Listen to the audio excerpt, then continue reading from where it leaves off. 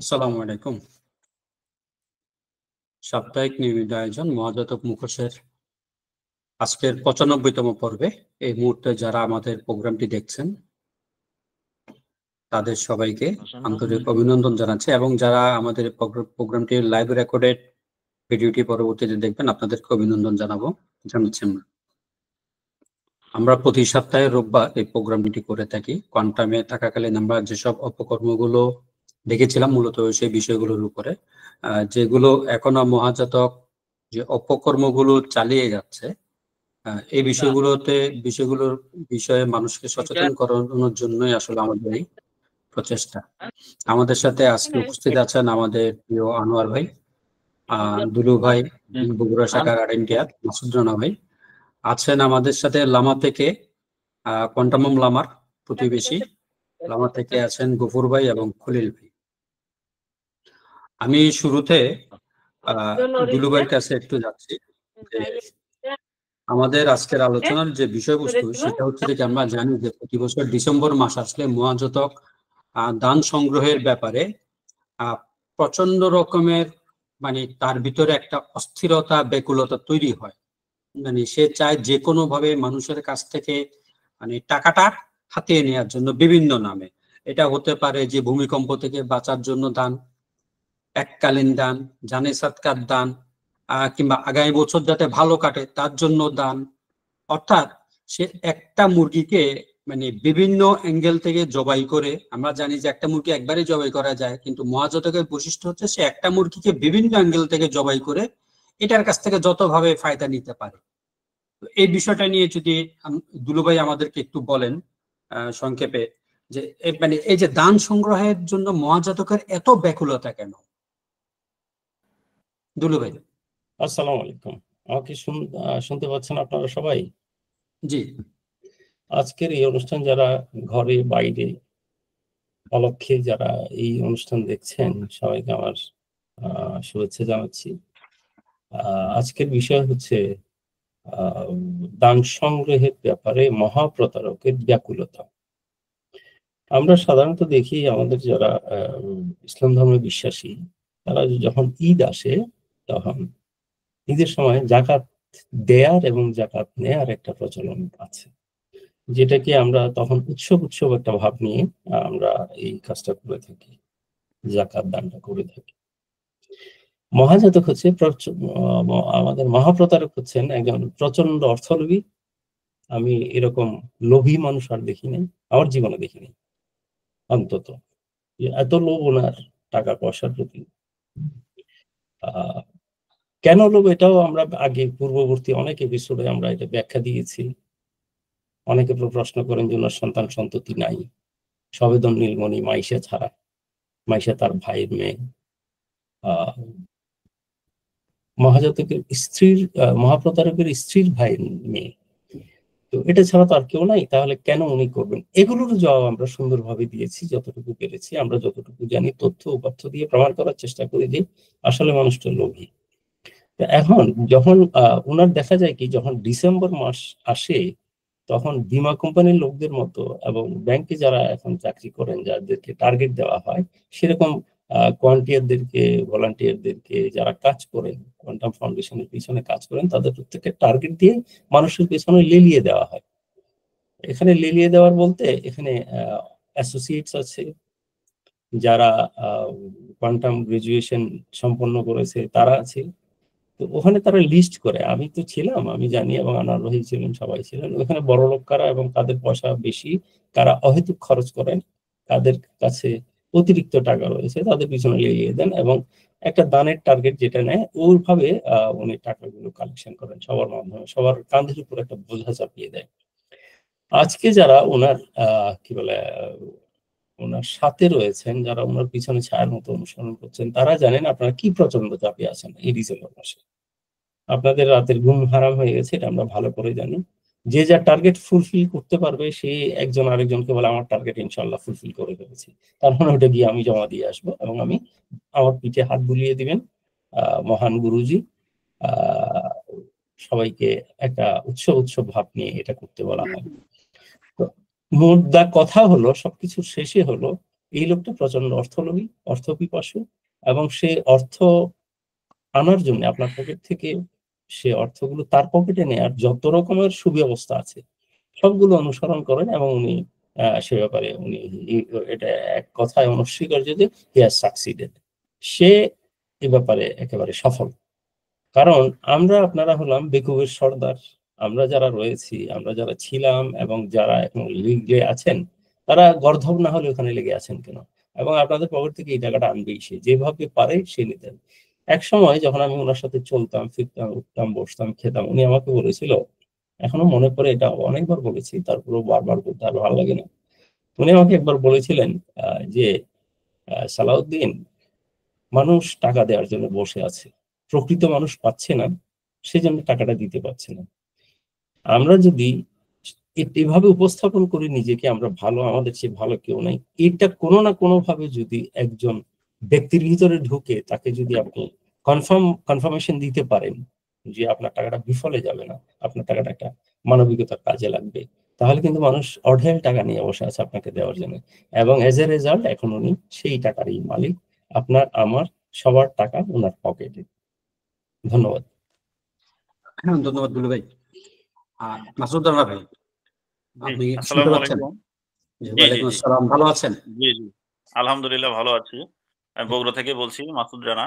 রানা আসলে ভাই, আমি একটু আপনাকে করি, আপনি তো বগুড়া শাখাতে দীর্ঘদিন কাজ করেছেন, হ্যাঁ? জি, যে একটা বিষয় হচ্ছে থেকে দান তো বছরের যে কোনো সময়ে আমি যে কাউকে যে কোনো ভাবেই করতে পারি। এটার জন্য দান করার জন্য আমাকে তো কারোর সাথে, মানে কোনো পশুর সাথে আমাকে কম্পেয়ার করার তুলনা নেই, তুলনা করার প্রয়োজন আছে কিনা, যে আমি নিজেকে একটা উটের সমান দামি মনে করি, এই জন্য আমি উটের মতন করে একটা জানিয়ে সাতকা দিব। কিংবা আমি যদি মনে করি যে আমার দাম হচ্ছে একটা মুরগির সমান, আমি একটা মুরগির দাম জানিয়ে সৎকা দিব। তো এই যে, মানে আমরা সারা বছর দেখি আমাদের বাংলাদেশে কিংবা নর্মাল বিচার বিবেচনাতে আমি যে কোনো পরিমাণ দান যে কোনো সময় যে কাউকে করতে পারি, কিন্তু কোয়ান্টাম ফাউন্ডেশনের মতন একটা প্রতিষ্ঠান সে কেন মানুষকে একটা পশুর সাথে তুলনা করে, যে আপনি গরুর সমান যদি নিজেকে দামি মনে করেন তাহলে জানি সাতকা হিসাবে ডিসেম্বর মাসে একটা গরুর দাম আপনি দান করবেন। যদি আপনি নিজেকে একটা, মানে মুরগির দাম সমান মনে করেন, আপনি একটা মুরগির দাম জানি সৎকা হিসেবে এই ডিসেম্বর মাসে দান করবেন। এটার সাইকোলজিটার মানেটা কি, কি মনে হয় আপনাদেরকে? আপনি তো এখানে দান সংগ্রহের জন্য দীর্ঘদিন কাজ করছেন। এক নম্বর কথা, এর প্রধান উদ্দেশ্য হচ্ছে প্রতারণা।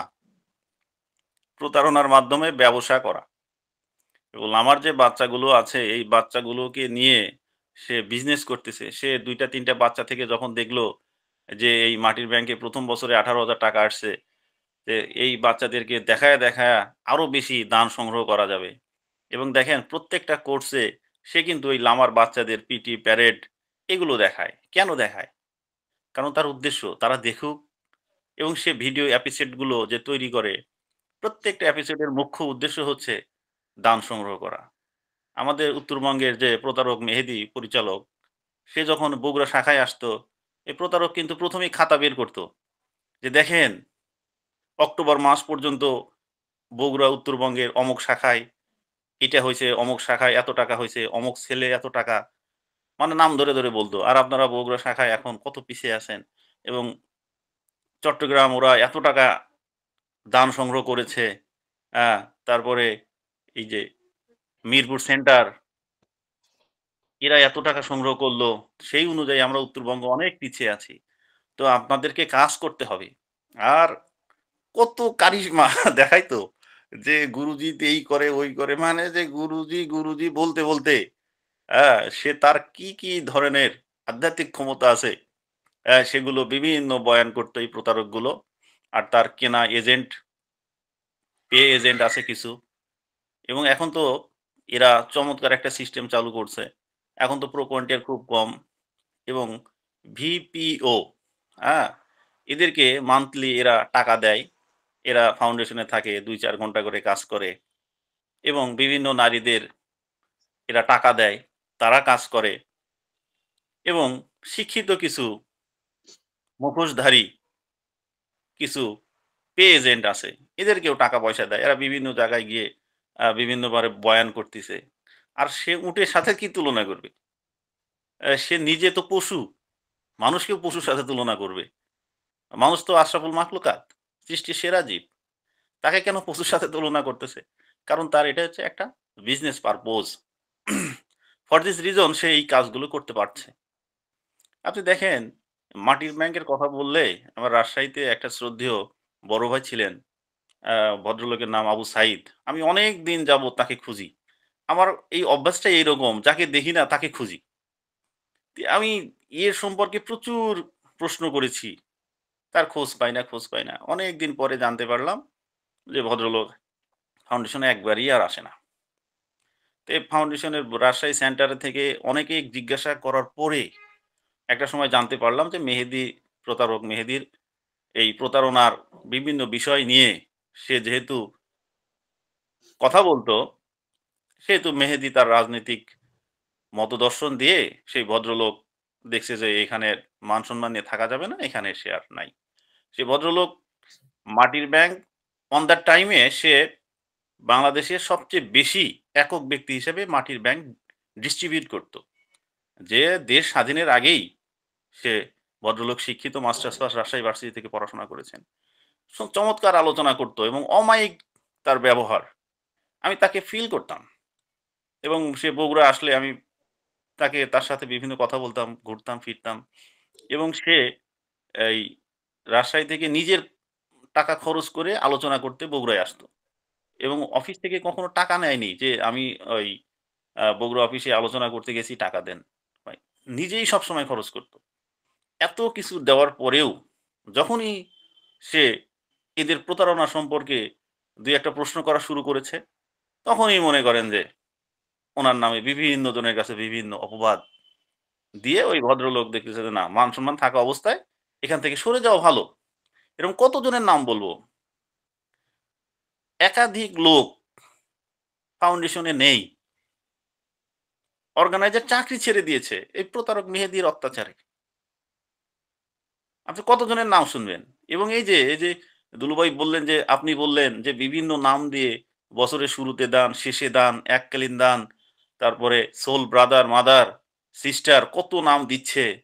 ১২১ টা কেন? দেখেন আপনি যে নাম আজকে বলবেন সে যেটা ও শোনে নাই, সেটা নিয়েও সে দানের একটা খাত খুলবে। এবং মনে আছে কয়েক বছর আগে যখন এই যে বিদ্যুৎ চমকাইতো আকাশে বেশি করে, কয়েকজন লোক মারা গেল লাইটনিং যেটা। অনেক অঞ্চলে বজ্রপাতের অনেক এবার অনেক থেকে জায়গায় হ্যাঁ, লাইটনিং জি, যেটা। অনেক অঞ্চলে অনেক আঞ্চলিক শব্দ আছে, বিভিন্নভাবে বলে সেটাকে। তো এখানে মহাজোট কিন্তু বলল ওয়ার্কশপে যে, "আপনারা এককালীন দান দিতে বলছিলাম, আপনারা দেন নাই। দেখেন এই লাইটনিং জন্য কত লোক মারা যাচ্ছে। আপনারা তো আমার কথা বোঝেন নাই। এই খাতে আপনারা দান করুন।" মনে আছে?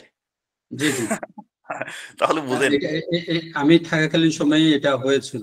বজ্রপাতের তাহলে বুঝেন। মানে সে একটা বজ্রপাতের অভিশাপ থেকে মুক্তির জন্য হ্যাঁ, দান। সে একটা খাত বের করতে পারলে হলো। এবং দেখেন এই যে এরা আপনার যদি একটা বিপদ হয় বা সাময়িকভাবে যদি কোনো একটা সমস্যা হয়, আপনার বাসায় যাবে, মিহি কণ্ঠে আপনার সাথে কথা বলবে এবং বলবে আপনি মাটির ব্যাংকে দান করুন, এই করুন, সেই করুন, এটা ভালো হয়ে যাবে। অথচ এই প্রতারক মেহেদী ৭-৮ সালের দিকে সে রোড অ্যাক্সিডেন্ট করে আমি জানি তো সে ৪ মাস সে রাজশাহীতেই আসে না এবং অলওয়েজ ফোনে যোগাযোগ করত ঢাকা থেকে। কাউকে জানালো না যে সে অসুস্থ। সুস্থ-টুস্থ হওয়ার পরে সে ৪ মাস পরে সে রাজশাহীতে আসলো। এসে একদিন আমাদের ঘরোয়া একটা প্রোগ্রামে যেখানে পরিচালক ছিল বগুড়া শাখার আমি ছিলাম। আর ২-৩ জন ছিলাম। বলল যে, "ভাই আল্লাহ বাঁচাইছে। এমন একটা অ্যাক্সিডেন্ট করছিলাম, আমি তো মারাই যেতাম। হ্যাঁ? এই যে ৪ মাস ঢাকাতেই ছিলাম আত্মগোপনে। কাউকে জানানো যাবে না।" বিষয়গুলো এইরকম। ঢাকাতেও দেখতাম অনেক অর্গানাইজার খুঁজি, খোঁজ নাই। কারণ কি? বলে অ্যাক্সিডেন্ট করছে। ওরা কানাকানি করে আসতে বলত। মানুষকে বলত না। কারণ ওরা বিশ্বাস করে ওরা যে অ্যাক্সিডেন্ট করছে, এটা মানুষকে বলা যাবে না। কারণ ওরা তো মানুষকে বলে যে, "আপনারা দান সদকা করেন, আপনাদের বিপদ হবে না।" মানে প্রতারণার বিভিন্ন ধরনের কৌশল আর্ট অফ ফ্রড এই কোয়ান্টাম করে। আর্ট অফ চিট এই কোয়ান্টাম করে।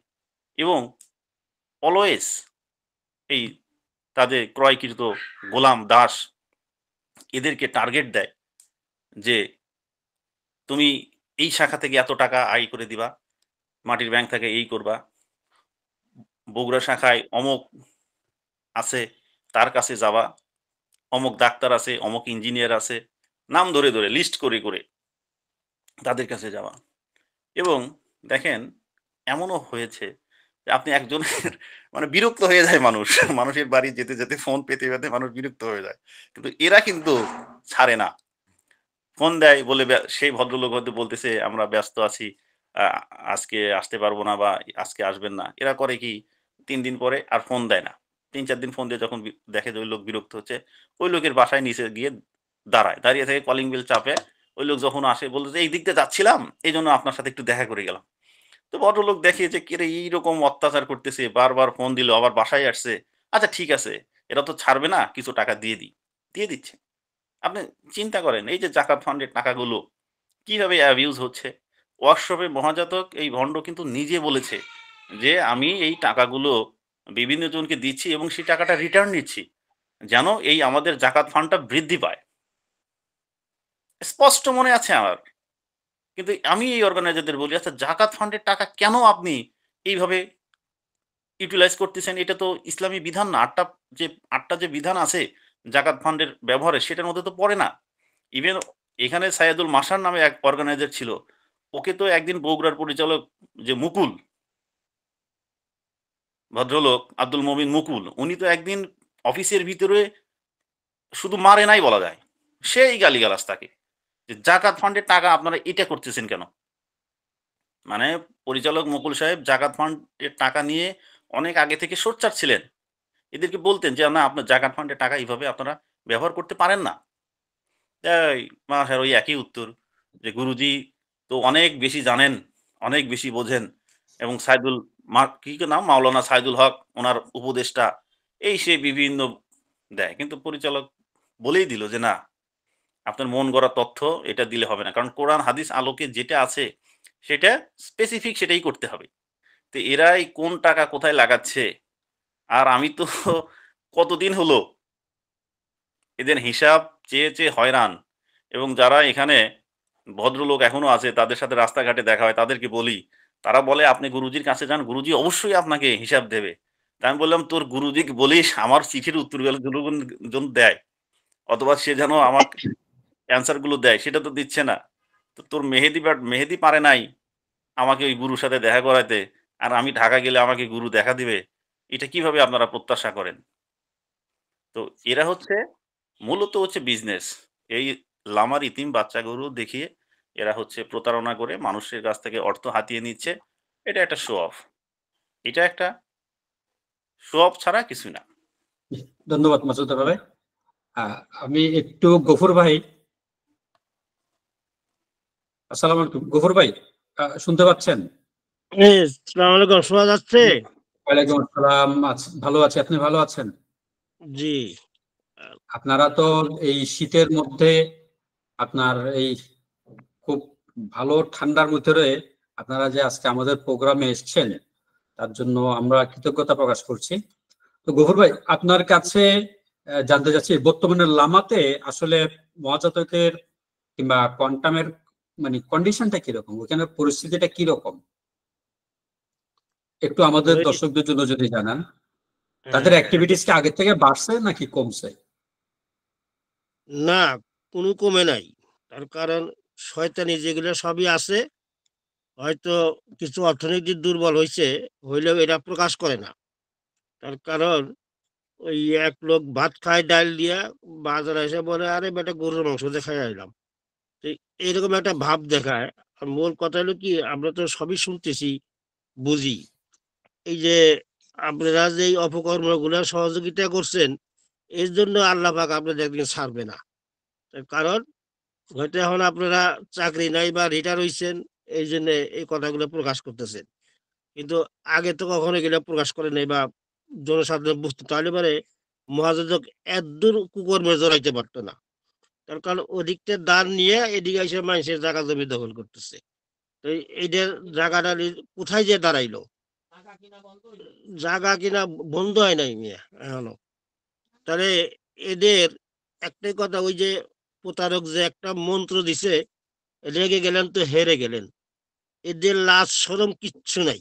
আপনি গালি দেন, ল্যাংটা করে ছাড়েন, এদের কোনো লাজ লজ্জা কিচ্ছু নাই। ধরুন আপনারা ফেসবুকে দেখছেন বা শুনছেন যে কিছুদিন আগে যে চুনুতি থেকে কুত্তে দৌড়ে খায় আইলো, কিন্তু এই কথাগুলো কিন্তু আমরা প্রকাশ করছি যে কন্টামের দিচ্ছে দোয়ানি, যেখানে 19 দিন ব্যাপী মাহফিল হয়, অনেক বড় বড় আলেম ওলামা থাকে, সেখান থেকে যে লাত্তি খেয়ে চলে আসলো, এদের কিঞ্চিত মাত্রই নাই, না কিছুই হয় নাই, মানে কেউ মানে জানেই না।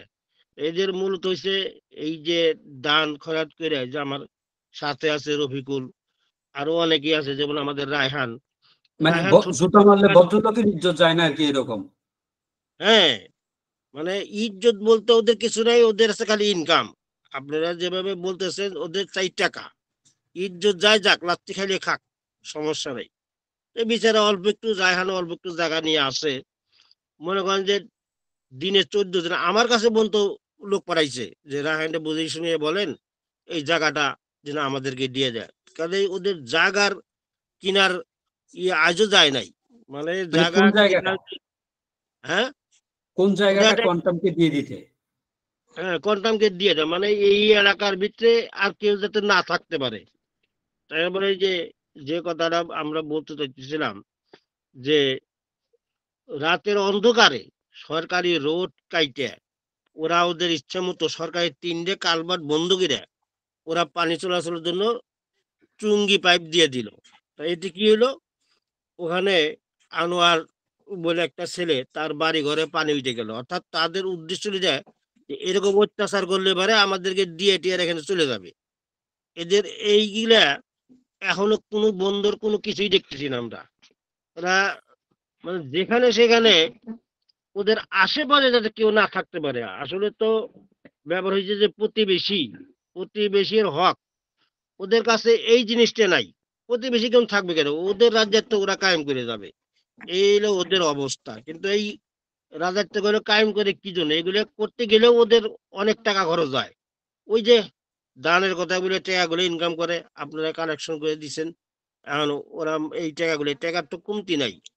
ওরা ঘুষ দুর্নীতি সুদ কোনো কাজেই ওরা পিছিয়ে নাই। এখন মনে করেন এখনো আমরা যদি সাধারণভাবে একটা দলিল করতে যাই, 3টে বা 4টের পরে ট্রেনও বসে না, অথচ ওদের দলিল গুলা রাতারাতি হয়ে যায়।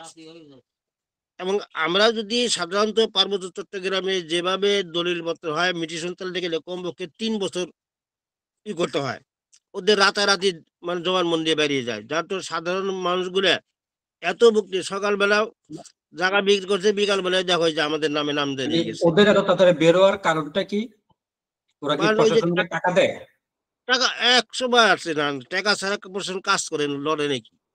টাকা ওরা অফিসের পিয়ন হইতে শুরু করে বড় সাপ পর্যন্ত উপরে কর্মকর্তারা, মানে ওদের একটা ভালো একটা দিক আছে, সেটা হলো কি, যে কর্মকর্তাই যেখানে যখনই আসুক তারা আগে করবো মেহমানদারি, তারপরে তার একটা প্যাকেট ধরাই দিব। এই প্যাকেট নিয়ে আর মেহমানদারি খাইয়া, আর আপনারা তো জানেন কতগুলো ছেলেপেলে আসে, এগুলা ওদেরকে নিয়ে নাচ টাচ দেখাইয়া বিভিন্ন ই করে। আর এই যে কিছুদিন আগে দেখাইলো একটা ছেলে, কোথায় গেছিল এটা, কাতার গেছে। হ্যাঁ কাতার গিয়েছে। হ্যাঁ কাতার গেছে। এইটারে ওরা এমন ভাবে ফলো করে যে ওরা মানে দুনিয়ার শ্রেষ্ঠ। এই একটাটা ফলো করে ওরা যে কত জনের মানে ঘায়েল করব, এর কোনো স্টেশন নাই। ওদের কাজই হচ্ছে দুনিয়ার অকাম কুকাম তো তাই। কিন্তু ওদের এই এত কিছু আমরা বলি, কিন্তু লজ্জা নাই। ওরা আমরা যে লাইভ দেখি ঠিকই ওরা দেখে। কিছুদিন আগে আমরা যে লন্ডনে যে লাইভ দিচ্ছেন আপনারা, তো এখানে এরপর দিনই বলছে, হ্যাঁ দেখছি তো গভর্নমেন্ট যারা রবিকুল বৈশা বৈশা করতেছে। তো এদের এরা যে দেখে না শোনে না তা তা না, এর একটা কথা শুনলে আমি তো লজ্জায় মুখ দেখাইতে পারতাম না। কিন্তু ওদের সেই লাভ লজ্জন তো নাই। ওরা হচ্ছে দুনিয়ার বেহাই তোর।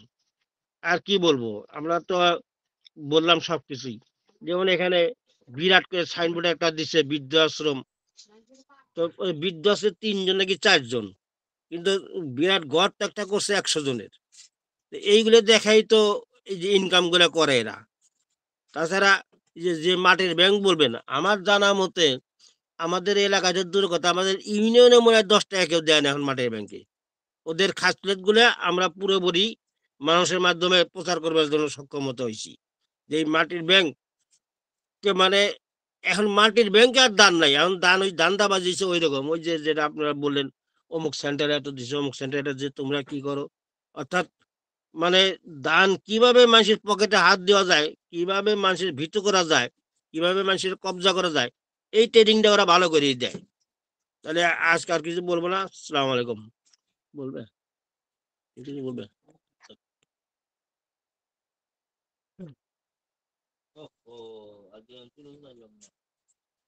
শোনা যায় নাকি? আপনার শব্দ শোনা যাচ্ছে না, আপনি মিউটে আছেন। ওকে। কোয়ান্টাম হোমের যে লম্বাখোলাতে যে বৃদ্ধাশ্রমটা আছে সেখানে বর্তমানে কতজন লোককে তারা সেবা দিচ্ছে? শুনলাম সেখানে 8 জন মতো, সম্ভবত 7 থেকে 8 জন মতো লোক আছে। নেই 6 জন আছে আর কি 6 জন বা 8 জন। 6 জন। 10 আচ্ছা, আমি ধরে দিলাম 6 থেকে 6 জন, 7 জন, 8 জন, ধরে দিলাম 10 জন। তো 10 জন লোকের জন্য ওইখানে যে পরিমাণ অ্যারেঞ্জমেন্ট, এটা তো অনেক বড়। কিসের অ্যারেঞ্জমেন্ট করছে? পুটলা বইরা ভাত এনে দেয়, খাইলে খা, না খাইলে না খা। 4 জন লোক বর্তমানে। ঠিক আছে, ধন্যবাদ গফুর ভাই। আপনার কাছে একটু আবার আসবো, আমি একটু আনোয়ার ভাইয়ের কাছে আসি। আনোয়ার ভাই, আপনার ক্যামেরাটা একটু করতে হবে, আপনার ক্যামেরাটা উল্টা হয়ে আছে। হ্যাঁ, ঠিক আছে। আনোয়ার ভাই, আপনার কাছে দুটো বিষয় জানতে চাইবো। প্রথমত হচ্ছে আপনি আমাদেরকে বর্তমানের ইয়েটা একটু আপডেট দিবেন, কোয়ান্টামের বর্তমান পরিস্থিতি এটা। আর এরপরে হচ্ছে মহাজাতক যে আপনার 1998 সাল থেকে যে মঞ্চক 2025 বলে আসতো, যে 2025 সালে বাংলাদেশ হবে পৃথিবীর সেরা 10 জাতির এক জাতি, এবং বাংলাদেশে জাকাত গ্রহণ করার মতন কোনো ব্যক্তি থাকবে না। বাংলাদেশের সবচেয়ে গরিব যে মানুষটা, তার 3 বেডের একটা বাড়ি থাকবে এবং একটা এসি প্রাইভেট কার থাকবে। আমরা যখন কোয়ান্টামে ছিলাম তখন আমাদের যে বর্তমান যারা অর্গানিয়া, যেমন এহসানুল করিম, আলিম আল রাজি, এরা বলা বলি করতো আমাদের সাথে যে এহসানুল করিমের থাকবে একটা অডি গাড়ি, আলিম আল রাজির থাকবে একটা BMW, অ্যাডভোকেট আরিফ বলতো তার 2025 সালে একটা রোলস রয়েস থাকবে।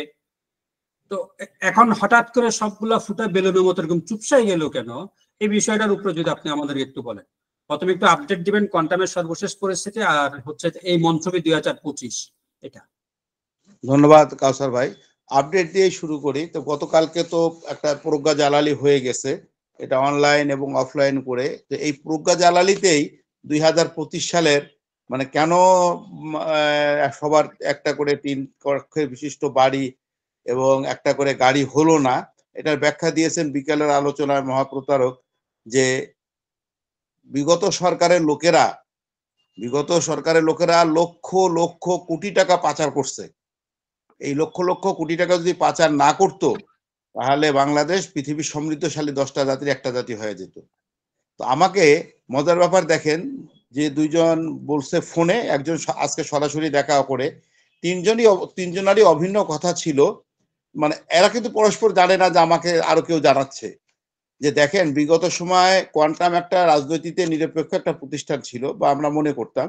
কিন্তু বিগত সময়ে দেখা গেছে যে প্রতিটা আলোচনায় সাহসী প্রধানমন্ত্রী, উন্নয়ন প্রধানমন্ত্রী, মজিবের বেটি, বাপের বেটি ইত্যাদি ইত্যাদি বলে তৎকালীন সরকার প্রধানমন্ত্রী শেখ হাসিনা এবং তৎকালীন সরকারকে, বিগত সরকারকে মহাজাতক কিন্তু অন্ধ সমর্থন দিয়ে গেছে, এবং কোন কোন ক্ষেত্রে রাজনৈতিক চামচাগিরির পর্যায়ে চলে গেছিল তার আচরণ। এমন কোন সংসদ সদস্য, একাধিক মন্ত্রী পরিষদ সদস্য, এমনকি ভারতীয় রাষ্ট্রদূত পর্যন্ত এই দুর্গম লামায় পর্যন্ত ভিজিট করে গেছে এবং লামায় রাত্রিবাস করছে।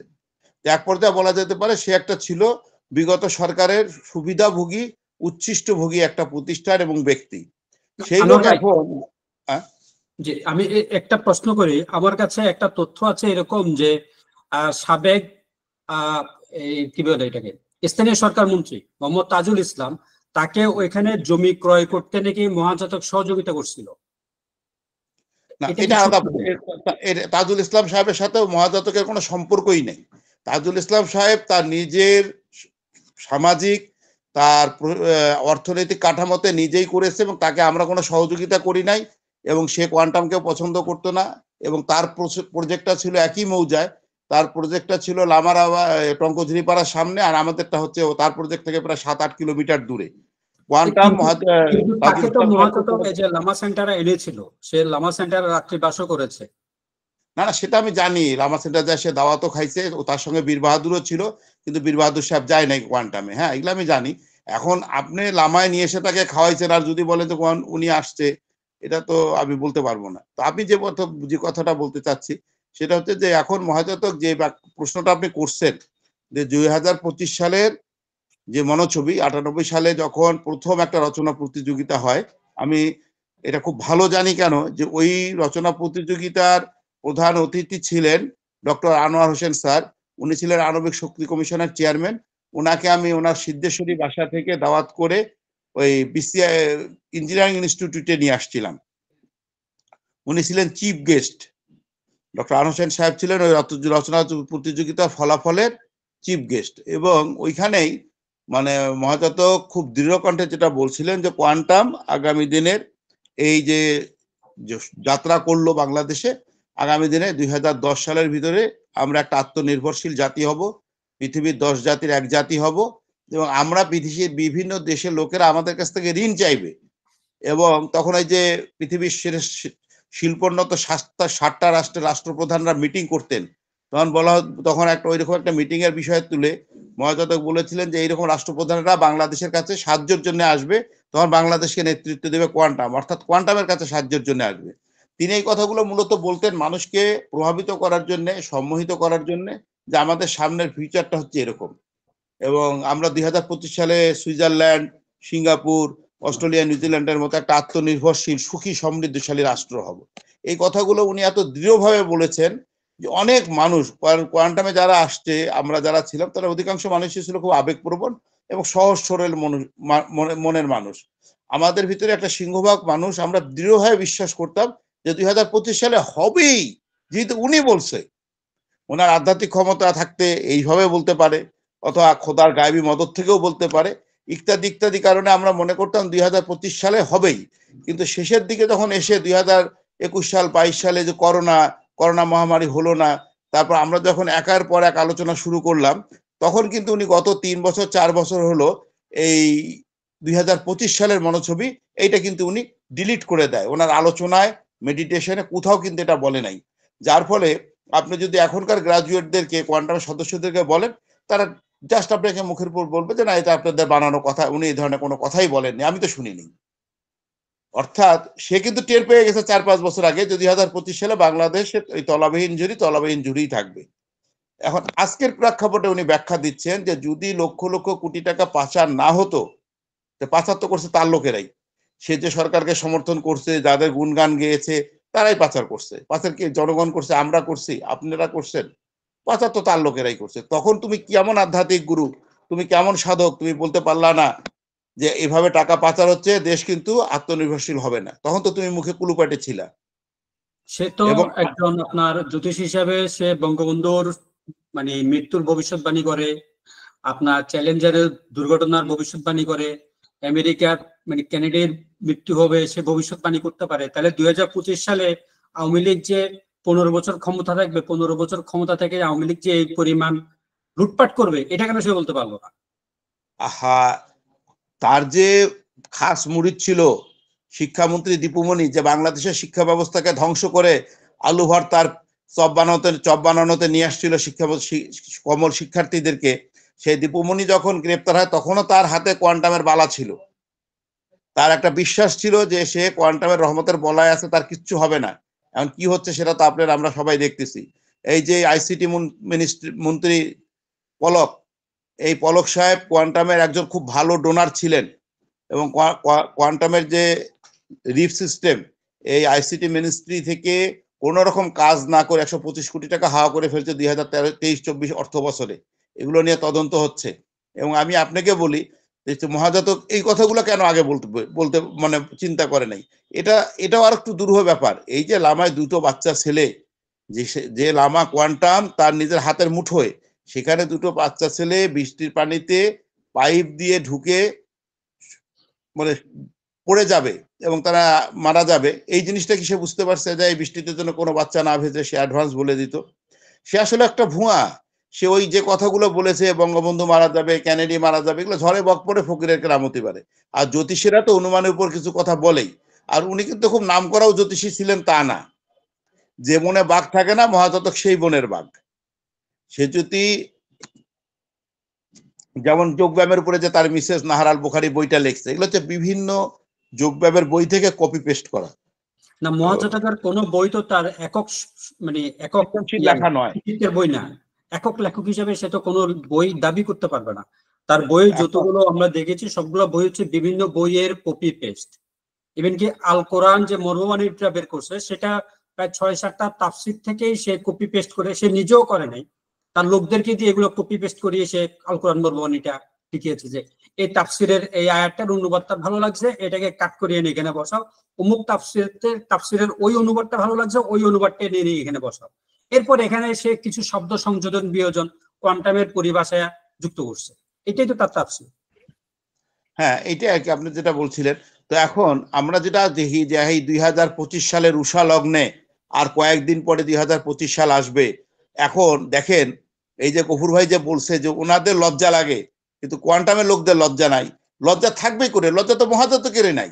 এখন 2025 সাল আসছে, সে যে বলবে, কালকে জালালিতে তার প্রথম বলা দরকার ছিল যে আমি যে আপনাদেরকে আশ্বাস দিয়েছিলাম যে বাংলাদেশ আত্মনির্ভরশীল দেশ হবে, সেরা 10 জাতির এক জাতি হবে, এটা হতে পারেনি। আসলে এটা আমার বলা ভুল ছিল। আপনারা আমার এই ভুলটাকে মানবিক ভুল হিসেবে ক্ষমা করে দিবেন। সে যদি এই কথাটা বলতো তাহলে বোঝা যাইতো উনি একটা মানুষ, কিন্তু সে তো মানুষ না, সে তো একটা প্রতারক, সে একটা দ্রুত প্রতারক। এখন সেটাকে সে ব্যাখ্যা দিচ্ছে, যেটা অবশ্যই আমরা আত্মনির্ভরশীল জাতি হইতাম যদি ওই লক্ষ লক্ষ কোটি টাকা পাচার না হইতো। পাচার যখন হচ্ছে তখন তো তুমি তাদের শুভাকাঙ্ক্ষী ছিলা, তুমি তো তাদের পক্ষে উন্নয়নের ঢোল বাজাইছো। তা আমরা আজকে যেটা বলবো এই 2025 সালের উষা লগ্নে, যে আমাদের প্রতিদিনের আলোচনা হবে যে মহাজাতক যে একটা প্রতারক, সে যে একটা বাগিশ, সে যে মানুষকে মনোরঞ্জন করার জন্য কিছু উল্টাপাল্টা কথা বলে, তার প্রথম প্রমাণ হচ্ছে 2025 সাল আসছে, কিন্তু মহাজাতকের 2025 সাল আসছে কিন্তু মহাজাতকের মনোছবিটা সফল হয়নি। আর যে আলোচনাটা প্রথমে শ্রদ্ধেয় সালাউদ্দিন ভাই করছেন, খুব চমৎকার একটা আলোচনা যে দানের ব্যাপারে, ও হচ্ছে মহাজাতক হচ্ছে দানখোর। টাকার ঘেরান পেলেই মহাজাতকের মস্তিষ্ক সম্পূর্ণ স্বাভাবিক হয়ে যায়। যে গফুর ভাই যে কথাটা বললো যে এখন তাদের এখানে মাটির ব্যাংক আসে না, শুধু কেয়াজুপাড়া সর ইউনিয়ন থেকে না, সারা দেশ থেকে দানের মানে পরিমাণটা ব্যাপক হারে হ্রাস পেয়ে গেছে। আর্থিক সন্তানের আর্থিক পিতামাতারা টান বন্ধ করে দিয়েছে, যার ফলে এখন তার অবস্থা হয়ে গেছে মানে টাকা খরচ করলে সেই হাতে যদি টাকা না থাকে, সেই ব্যক্তির যেরকম দিশাহারা অবস্থা হয়ে যায়, মহাজাতকের অবস্থা হয়ে গেছে এরকম দিশাহারা। এই 2025 সাল হবেই তার কোয়ান্টাম ফাউন্ডেশন এবং মহাজাতকের পতনের শুরু। এই 2025 সালেই মহাজাতকের কোয়ান্টাম মেথড মেডিটেশন কোর্সে কবরস্থ হয়ে যাবে। আপনি দেখবেন যে এই 500তম কোর্স করবে, এখানে একটা আউটার স্টেডিয়ামে, ইনডোর স্টেডিয়ামে হাজার হাজার লোক কোর্স করবে। মহাজাতকের যে বিশাল একটা স্বপ্ন ছিল যে বিশাল একটা কোর্স করার, তারপর সে অবসর নেবে অথবা নতুন করে আরেকটা ধান্দাবাজি শুরু করবে।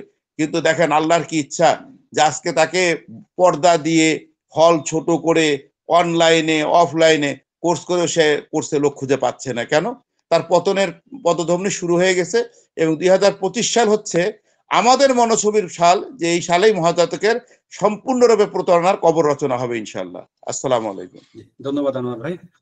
দুলু ভাই, আমরা প্রোগ্রাম শেষ করব, তার আগে ছোট্ট একটা বিষয়ে আপনার কাছ থেকে একটু জানতে চাই। এই প্রোগ্রামটা মানে এই টপিকটা মূলত আমরা আগামী সপ্তাহে ইয়ে করবো, ক্ষুদ্র ঋণ এবং গ্রামীণ ব্যাংক। যে বিষয়টা ছিল মহাজাতকের কাছে একটা হট টপিক, এবং মহাজাতক বিভিন্ন প্রোগ্রামে ডক্টর ইউনূসের, যিনি বর্তমানে বাংলাদেশের ইন্টারিম গভর্নমেন্টের প্রধান হিসেবে অধিষ্ঠিত হয়েছেন, ডক্টর ইউনূস, ওনার যে ক্ষুদ্র ঋণ ব্যবস্থা এবং যে গ্রামীণ ব্যাংক, এটাকে মহাজাতক তার বিভিন্ন প্রোগ্রামে যতভাবে, অর্থাৎ প্রাক্তন প্রধানমন্ত্রী শেখ হাসিনার মতন যতভাবে এটাকে পৌঁছানো যায় সবভাবে সে পৌঁছাতো। আর ঠিকই সেই গ্রামীণ ব্যাংকের প্রধান ডক্টর ইউনূস বর্তমানে বাংলাদেশের ইন্টারিম গভর্নমেন্টের প্রধান হিসেবে আছেন। আপনি এই বিষয়টাকে কিভাবে দেখেন? সর্বপ্রথমে আমাকে বলতে হয় যে মহাজাতক নিজেই সুদখোর। এক বাক্যে অনস্বীকার্য, সে সুদ করছিল। কিরকম সুদ করছিল? সে আমাদের দানের টাকাগুলো নিয়ে সে গরু ছাগল দিয়ে এমন এমন জায়গায় সুদের টাকা, আমাদের চিটাগাংকে আমি রেকর্ড আছে, I do have record, lot of record. না দুলু ভাই, আমাদের প্রোগ্রামে রফিকুল ভাই আছেন, রফিকুল ভাই নিজে কোয়ান্টাম থেকে লোন নিয়েছেন, সেই লোনের উপর ওনাকে সুদ দিতে হয়েছে। ঠিক সেরকম আমাদের চিটাং সেন্টারের অন্তত আমি 8 থেকে 10 জন ছেলের কথা বলতে পারবো যারা খুব ভালোভাবে মিশে ওদের সাথে সুদি টাকা নিয়েছে, সুদও দিয়েছে, টাকা পরিশোধ করেছে। অনেকে আছে সুদের টাকা নিয়ে পালাই গেছে চিটাং সেন্টারে। তার মানে সুদে টাকা লাগাইতো, সাজ্জাদকে দিয়ে সুদে টাকা লাগাইতো, এবং এই সুদ ইনকামটা ওরা বলতো যে এটা ব্যবসায় খাটাচ্ছি। আপনার ব্যবসাটা আসলে কি সুদের কথা কি কেউ বলে? সবাই দরখাস্ত দিল একটা সাজ্জাদের কাছে যে আমি ব্যবসা করতেছি, আমার ব্যবসায় টাকা শর্ট পড়ছে, আমি আস্তে আস্তে দিয়ে দিব, এবং ব্যবসার লাভও আপনাকে।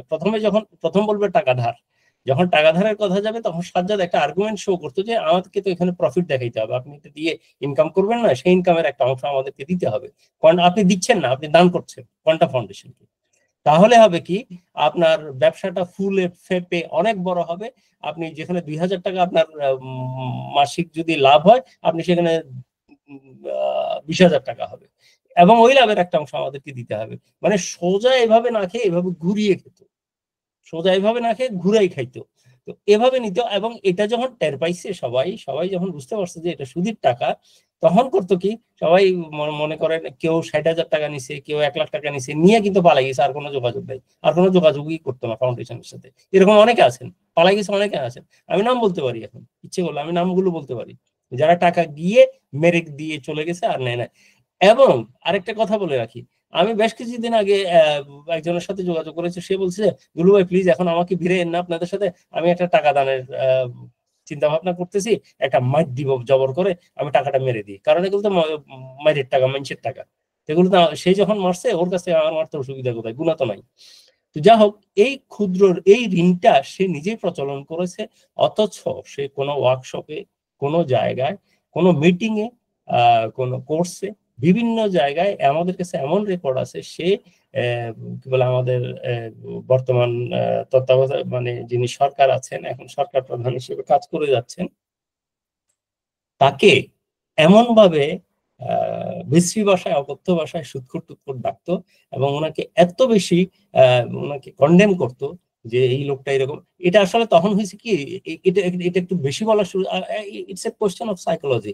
উনি যখন থেকে আমাদের বিগত আওয়ামী সরকারের চামচাগিরি শুরু করেছেন, দীপুমণিকে ভিড়াইছেন, মন্ত্রীদেরকে, সচিবদেরকে যখন ভিড়ানোর প্রয়োজন পড়েছে, তখন উনি স্তুতি গাইতেন। কার? আওয়ামী সরকারের স্তুতি গাইতে গাইতে এক পর্যায়ে, আপনি খুব খেয়াল করবেন, যখন এই বিগত সরকারের যখন স্তুতি গাইতে হবে, তখন বিগত সরকারের যে শত্রুগুলো আছে, এই শত্রুগুলোকে কিন্তু গালাগালি করতে হবে ওপেন, নাইলে তো স্তুতি হবে না। স্তুতিটা এটা ফরজে কেফায়া ওনার জন্য, ঠিক না? এটা তো ফরজে কেফায়া হয়ে যায়, মানে আমাকে করতেই হবে, ওনাদের বদনাম করতে হবে। সরকার যাদেরকে পছন্দ করে না তাদের নামে এখানে অপ্রাসঙ্গিক হলেও এটা প্রাসঙ্গিক করে তুলতে হবে, যে এটা আমাকে বলতেই হবে। সেই জন্য সে করতো কি, তখন আমাদের এই ডক্টর ইউনূস সাহেবকে উনি বেইজ্জত করে ছাড়তেন, বলতেন উনি মানুষকে ন্যাংটা করে দিচ্ছেন, কাপড় খুলে নেয়, হেসে হেসে বলতেন যে ঋণের টাকার জন্য কাপড় খুলে নিতে, তোমরা শুনেছো, কাপড় খুলে নেয় এইরকম। মানে এগুলো আবার রেকর্ড ওই সচিব টচিব এরা কিন্তু শুনতো, সরকারের লোকজন শুনতো, শুনে ওনার পিছনে আস্তে আস্তে, এটা চামচাগিরি, স্রেফ চামচাগিরির জন্য এগুলো করতো। এখন দেখেন আবার উনি চেহারা বদলাই, মুখোশ পাল্টাই ফেলছে। এখন বলে কি বিগত সরকার এই মাইরে গেছে, ওই মাইরে গেছে। এই যে আনোয়ার ভাই একটু আগে বললেন যে এই সরকারের, বিগত সরকারের সে চামচাগিরি করেছে, এখন আবার এই সরকারের যে বদনামি, অর্থাৎ অনেক টাকা মেরে বিদেশে পাচার করেছে, যার জন্য তার 2025 সাল সফল হবে না। আরে বদমাইশ, তোর মতো প্রতারক এরকম আর নাই। আমি আমার ভাষার জন্য মাফ চাচ্ছি, যে এটা কোন ধরনের কথা হইলো? সে এখন বলতেছে যে সরকার এতগুলো টাকা পাচার করার কারণে 2025 সালে তার স্বপ্ন পূরণ হয় না। শালা সব জানো, সেটা জানতা না তুমি? তোমার স্বপ্ন আছে, তুমি তো বলে জ্যোতিষ, তুমি তো জ্যোতিষ বাবু, হাত দেখাও, তুমি জানতা না তোমার এটা যে সফল হবে না 2025 সাল? ফাইজলামি করার জায়গা নেই না? মহাজাতক তো নাকি আপনার টাচ সেকশনস আছে, এখানে একটা চোখ আছে, এই চোখ দিয়ে সে বিশ্বের সবকিছু দেখে, বিশ্বের সবকিছু দেখে। হ্যাঁ, মানে ওই হিলিং এর ইয়ার মাধ্যমে ঢুকলে, কমন সেন্টারের ভিতরে ঢুকলে ভবিষ্যৎ সব ফোকা, তাহলে এটা তো সে দেখতে পারে। ওইবারে কি হচ্ছে সেগুলো দেখে। সে জানতো না যে 2025 সাল তার এটা ফ্লপ মারবে। তখন কিন্তু এটা কিন্তু এখন না, 93 সাল থেকে এটা প্রকট হয়ে গেছে যে মাহাতির মোহাম্মদ এরকম স্বপ্ন দেখতো মালয়েশিয়ার জন্য, তোমরা কিরকম মালয়েশিয়া দেখতে চাও সেটাই স্বপ্ন দেখা কাছ থেকে আমরাও সেই মঞ্চবি দেখছি। 2025 সাল গ্যাপ রাখছে, কিন্তু অনেক 25 বছরের মতো গ্যাপ রাখছে সে। এই 2025 সালে গিয়ে আমাদের দেশে এরকম হবে, কি কাহিনী রে ভাই, কি কাহিনী! মানে কত বড় প্রতারক হলে সে বলে স্টেশনে জাকাতের একটা বক্স থাকবে, খেয়াল আছে? একটা জাকাতের বক্স থাকবে স্টেশনে, প্রত্যেকটা ট্রেন স্টেশনে একটা বক্স থাকবে। 25 মিনিটে ঢাকা থেকে চিটং আমরা যাইতে পারবো বুলেট ট্রেনে করে, এবং প্রত্যেক স্টেশনে একটা বক্স থাকবে। কেউ জাকাতের কোনো লোক থাকবে না, সরকারের জন্য ওখানে জাকাত ফান্ডে মানুষ একটা চিরকুট লিখে ওখানে ফেলে দিবে, এই টাকাটা জাকাত ফান্ডে জমা হবে। মানে সুখ শান্তি, স্বপ্ন, কি স্বপ্ন দেখাইতা আল্লাহর স্বপ্ন। আর সেই প্রতারককে আজ আমরা বিশ্বাস করি। আর কতগুলো তার এটাকে কি বলে যে বুদ্ধি প্রতিবন্ধী কিছু ছেলে পেলে আছে যেগুলো এখনো চামচাগিরি করে, ওর পিছনে যে কুত্তার মতো জিব্বা বের করে ঘুরে। ধন্যবাদ তুলি ভাই। রফিকুল ভাই, আপনি আমাদেরকে আপনার কাছে একটু জানতে চাইবো যে যেহেতু ক্ষুদ্র ঋণের বিষয় আছে, মহাজাতক সুদ খাওয়ার বিষয় একটা আসছে। তো আমার জানা মতে আপনি কোয়ান্টাম থেকে নিয়েছেন, কিছু টাকা লোন নিয়েছিলেন, সে টাকাটার উপরে আপনাকে মহাজাতককে একটা বড় অঙ্কের মুনাফা বা সুদ দিতে হয়েছিল। এটা কি সত্য কিনা? এবং যদি সত্য হয়, আপনি যদি আমাদের দর্শকদের উদ্দেশ্যে সে ঘটনাটা একটু সংক্ষেপে যদি বলেন। ওইটা বলে, ওইটা আপনাদের এই যে গিয়াতে উঠছে ওইটার একটা দৃশ্য আমি দেখাই। সেই স্ট্যাম্প গুলাই দেখেন, এখানেও আছে, দেওয়া আছে। আমি কিন্তু সেই স্ট্যাম্প গুলোর কপিও উঠছে। হ্যাঁ, এটা শুধু আমি মুখে বললে নয়, যে স্ট্যাম্প গুলো দিছিলাম সেই স্ট্যাম্প গুলো দেওয়া হয়েছে। স্ট্যাম্প গুলো আমার কাছে আছে, কারণ আমি খুব বিপদে বাঁচছিলাম। ওনাদের থেকে 1 লক্ষ টাকা নিয়েছিলাম কিছুদিনের জন্য।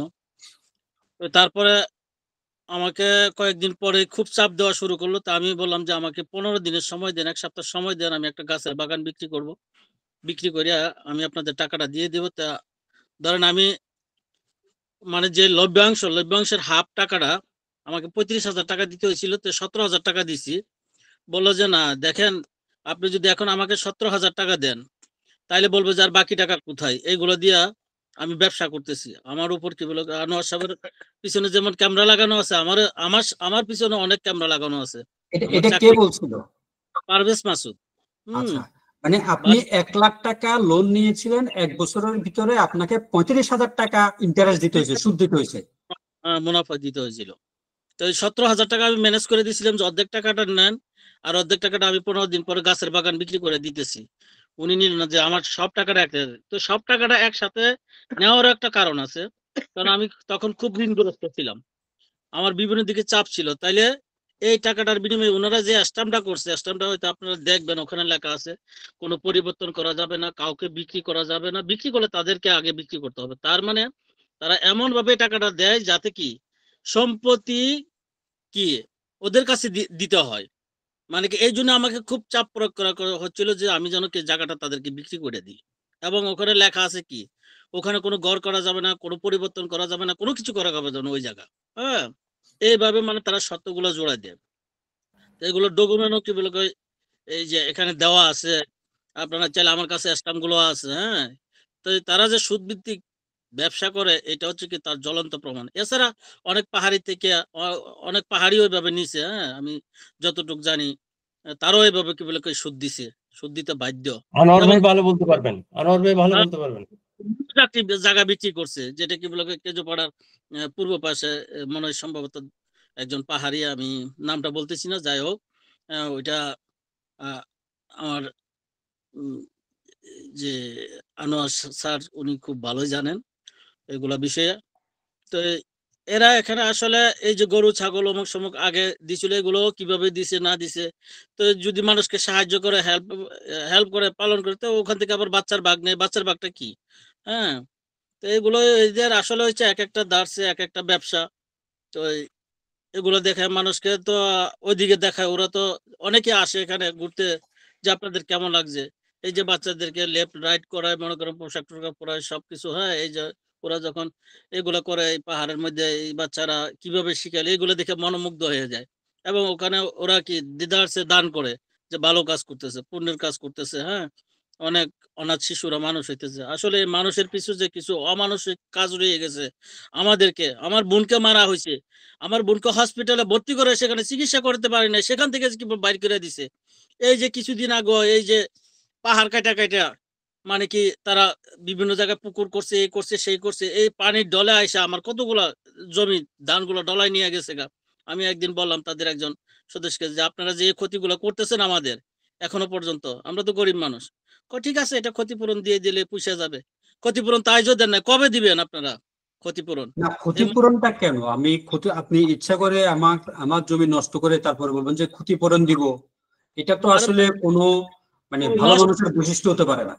1 বছর 2 বছর 3 বছর যখন আমি ক্ষতিগ্রস্ত হবো তারপরে তো আপসি দিয়া চলে যাব। মানুষের থেকে জায়গা কিনে ওই জায়গার পাশে গুলো বাঁশ বাগান লাগায়, বাঁশের শিকড়ে যখন পাতা যায় পড়বে, সাবায় যখন ছায়ায় যখন ফসল পাবে না, সে কি খাবে? মাটি খাবে? অনার্স তারপরে কি বাধ্য হয়ে কি বলবো যে আপনারা জায়গাটা নিয়ে যান? হ্যাঁ, তাদের তো কাজ হয়েছে যে ভূমিকা তারা তো 1 নম্বর ভূমিকা হ্যাঁ, এখানে যারা গরিব আছে, গরিব মানুষ আছে, তাদের রক্ত কিভাবে শোষণ করবে এই মহাজাতক এখন পর্যন্ত আপনারা যে বলেন মহাজাতক উনি নাকি ব্যাংক, হ্যাঁ, মানুষ নাকি আমানত রাখে। আমার টাকাটা আমি জমি বিক্রি করছি, ওই টাকা এখনো আমি পাই না, 3.5 লাখ টাকা মহাজাতকের কাছে। আমি মহাজাতকে 2 বার বলছি, সরাসরি আমি কেউর মাধ্যমে না, আমি সরাসরি বলছি যে আমার টাকাটা পাই নাই। প্রথমে বলছি যখন বলছে যে আপনার টাকা পাইয়া যাবেন কবে, আপনি একটা ডেট দেন। আমার সাথে একটু উগ্র মেজাজে আপনাকে বলছি না পাইয়া যাবেন, তারও 1 বছর পর আবার দোষী গত কুরবানি যখন আসছে যে আপনি তো বলছিলেন আমার টাকাটা দিয়ে দিবেন, কই আমার টাকাটা তো এখনো পাই নাই। হ্যাঁ, আপনারা এইসব জায়গার সমস্যা আছে এগুলো বসে সমাধান করেন। আরে সমাধান কার সাথে করবো? আপনার সমাধান হইলে না করব। আপনারা এখানে আসলে বলবেন যে আপনি কিছুই জানেন না। আপনি তো এই যে মহাজাতক তো সব মানে কি সারিন্দার গুড়া। উনি যেভাবে বাজায় ওইভাবে বাজে। এই যে আনোয়ার সাহেব এখানে জায়গা কিনছে, ওনার কি কোয়ান্টামের মধ্যে 1 একর জায়গা আছে নাকি? উনি তো এগুলা আনোয়ার সাহেব দিয়ে করাইছে যে। হ্যাঁ, আনোয়ার সাহেবকে বলে এই যে মানুষের দাও চুরি লিয়ে অমুক সময় ভূমি দখল করছে কি ওনার জন্য এক করা করছেন? যত সব তো করাইছে এই মহাজাতক এখানে যতগুলো লোক নিয়োগ করতেছে। হ্যাঁ, উনি এত কিছু জানে, 12 ইঞ্চি নলের ভিতরে দিয়ে 32 ইঞ্চি বাচ্চা যায় ওইগুলা জানে না। তারপরে উনি কি এখানে গিয়া করে এই যে মানুষের ক্ষতি করে এগুলা দেখে না? আমাদের যে গরিব মানুষের ক্ষতি হইতেছে এগুলা দেখে না? উনি এই বর্ষার পানি তুলে দিয়ে আনোয়ারের ঘরটা ডুবাই দিছে, এগুলো নিয়ে ও অনেক দৌড়ঝাঁপ করছে। হ্যাঁ, পারে না প্রশাসনের কাছে গেল, কারণ ওদের আছে তো টাকা দিয়ে, টাকার কাছে কি সবকিছু দুনিয়া বিক্রি হয়। এখন টাকার কাছে আমরা হার মানতে হয়, কিন্তু আল্লাহর কাছে হার মানবো না ইনশাল্লাহ। আল্লাহ কিন্তু তার একদিন না একদিন বিচার করবেই, এটা আল্লাহর কাছে আমরা গরিব মানুষ হিসাবে আমরা আল্লাহর কাছে ফরিয়াদ দিলাম। আমার বোনটাও অসুস্থ এখনো, সেই মায়ের পরে কোনোদিন তো 5টা টাকা ওনারা এত সাহায্য দেন, কই 5টা টাকা তো সাহায্য দিলেন না, ওনাকে চিকিৎসা করতে দিলেন না হসপিটালে। তারা মানুষ নামের অমানুষ। তারা হচ্ছে দুনিয়াতে এখানে এই যে এখানে বাস সিটি করবে, অমুক করে সমুক করে। ঢাকার মতো বাস সিটির জন্য কতটুকু জায়গা লাগছে, চট্টগ্রাম মেডিকেল কলেজের জন্য কতটুকু জায়গা লাগছে। ওরা এখানে একটা এটা হচ্ছে কি তাদের মানে বৈদেশিক একটা গিয়া এনজিও সিস্টেম করে তারা জায়গাগুলো নিয়ে এখানে একটা ষড়যন্ত্র, মানে কি এখানে লোকগুলো উচ্ছেদ করে দিয়ে আস্তে আস্তে উচ্ছেদ করে দিয়ে এখানে তারা যে কোনো একটা কি গিয়া তৈরি করবে এখানে এই বাংলাদেশটাকে ধ্বংস করার জন্য। ধন্যবাদ রফিকুল ভাই। আনোয়ার ভাই, আমি ছোট্ট করে আপনার একটা মন্তব্য চাইবো। এটা হচ্ছে দেখি একটা ভিডিওতে আমাদেরকে একজন করেছেন যে আপনার বিরুদ্ধে অভিযোগ হচ্ছে আপনি 3 কোটি টাকা কোয়ান্টাম থেকে আত্মসাৎ করেছেন। এটা উনি নিজে তদন্ত করুক, তদন্ত করে যদি উনি আমার সাথে কথা বলুক, আমার কাছ থেকে তথ্য নিক, 3 কোটি টাকা প্রমাণ করছে, যদি উনি তথ্যটা আমাকে প্রমাণ দিতে হবে না, উনি তদন্ত করে যদি উনি বোঝে যে হ্যাঁ আমি টাকা আত্মসাৎ করছি, আমি টাকা ফেরত দিয়ে দেবো এবং আমি জুতার মালা পরে যায় কোয়ান্টামের কাছে মাপ চাবো, এটা ওনাকে তদন্ত করতে বলেন, উনি নিজেই তদন্ত করবে। না, আমি ওখানে লিখেছি যে যদি আপনি 3 কোটি টাকা মেরে থাকেন তাহলে মহাজাতক যেন আপনার নামে একটা মামলা দেয়, কারণ টাকাটা তো মহাজাতকের না, এটা তো পাবলিক ফান্ডের টাকা। এটা আবার বলে মামলা দেয় নাই কেন? না, এরা বলে যে মামলা কেন দেয় নাই, যে উনি এত ক্ষমাশীল, এত উদার, যে হ্যাঁ এই যে 3 কোটি টাকা তো কম বলছে, আমি তো 22 কোটি টাকার কথা অনেকের মুখেই শুনছি, 22 শব্দটাই, যে 22 কোটি টাকার মতো কেন মামলা দেয় নাই। উনি আসলে এত উদার, এত মানবিক, যে এটা নিয়ে আসলে উনি আর বড় কিছু করতে চান না, এ হলো ওনাদের কথা আর কি। তো যারা বোঝে তারা তো বোঝে যে 3 কোটি টাকা amount of not a matter of joke, এটা তো একটা বড় অঙ্কের টাকা। এই 3 কোটি টাকা মারার পরেও তো আমি ঢাকায় আছি, আমি শান্তিনগরের সামনে দিয়ে যাওয়া আসা করি, কেয়াজুপাড়ায় যাই, লামায় যাই, তো একবার আমাকে জিজ্ঞাসা করবে না ভাই 3 কোটি টাকা কবে দিবেন? ওই 3 কোটি টাকার হিসাব দিক যে আমি 3 কোটি টাকা মারছি, আমি দিয়ে দিব। ওনাকে আমি বলে দিলাম, আপনি ওখানে লিখে দিবেন যে আপনি 3 কোটি টাকা কিভাবে মারছে হিসাব দিলে টাকাটা ফেরত দিয়ে দিবে, আমি ফেরত দিয়ে দেবো। ধন্যবাদ আনোয়ার ভাই। দুলু ভাই, তাহলে আমরা প্রোগ্রাম আজকে শেষ করি, যদি আপনার কিছু বলার না থাকে। শেষ করে দিন, শেষ করে দিন। আচ্ছা, ঠিক আছে দুলু ভাই। এতক্ষণ ধরে আপনারা আমাদের এই প্রোগ্রামটি যারা দেখেছেন, আপনাদেরকে আন্তরিকভাবে আপনাদের কাছে কৃতজ্ঞতা প্রকাশ করছি। আমরা কোনো সময় বলি না যে আমাদের কথাগুলো মহাজাতক যেভাবে বলে, মহাজাতককে 99.99% না 100% বিশ্বাস করতে হবে। আমরা আপনাদেরকে বলবো না যে আমাদের কথাগুলো বিশ্বাস করেন, শুধু আমরা যে কথাগুলো বলেছি সেই কথাগুলো আপনারা যাচাই বাছাই করেন। যাচাই বাছাই করলেই আপনারা বুঝতে পারবেন যে কোনটা সত্য কোনটা মিথ্যা। আমরা বলবো না যে আমাদের কথা আমরা যেটা বলছি সেটাকে কোরআন হাদিসের মতন, এটাকে সর্বসত্য ধরে নিয়েই আপনাকে মহাজাতকের বিরুদ্ধে কথা বলতে হবে। আপনারা শুধু আমাদের কথাগুলো যাচাই বাছাই করবেন। যাচাই বাছাই করার পরে আপনি নিজেই আসলে বুঝতে পারবেন যে আমরা সত্য কথা বলছি নাকি আমরা। ঠিক আছে, সবাই ভালো থাকবেন, সুস্থ থাকবেন এবং আগামী। জি দুলু ভাই, আনোয়ার ভাই আপনি কি বলতে যাচ্ছিলেন? আগামী সপ্তাহ থেকে জুম আলোচনা রাত 8:30টায় হবে। আগামী সপ্তাহে প্রোগ্রামে দেখার আমন্ত্রণ জানিয়ে আমরা এখানে শেষ করছি। সবাই ভালো থাকবেন, সুস্থ থাকবেন। আল্লাহ হাফেজ। আসসালামু আলাইকুম। আল্লাহ হাফেজ। আসসালামু আলাইকুম ওয়া রাহমাতুল্লাহি ওয়া বারাকাতুহু।